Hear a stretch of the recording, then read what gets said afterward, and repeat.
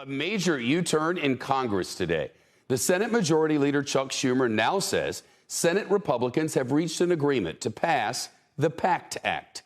It would provide health and disability benefits to veterans who suffer from medical conditions as a result of their wartime exposure to toxic U.S. military burn pits.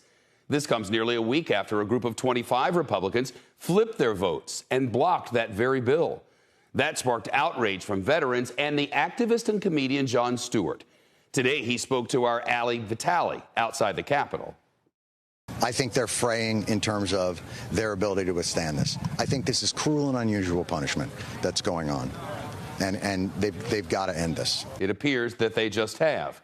Right now, Senate lawmakers are voting on the PACT Act. CNBC's senior congressional correspondent Ilan Moy is with us. What do we expect here, Ilan? Well, Shep, after all of the politics, this bill finally has the votes to pass tonight. The top Republican in the Senate, Mitch McConnell, had said earlier today that he believes veterans would be happy with the outcome. Top Democrat Chuck Schumer promised it would get done today. There's no better message we can send to the veterans that have camped out for nights in front of the Capitol that their long wait and the wait of veterans everywhere is finally over.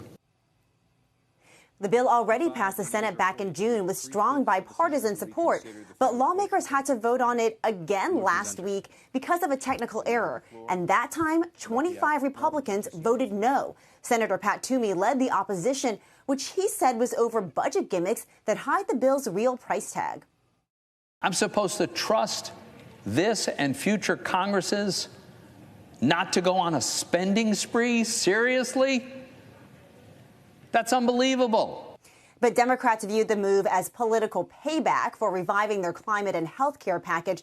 Shep, the stalemate only ended after the two sides agreed that Toomey's fix would get a vote before this final bill expanding veterans' health benefits finally came to the floor.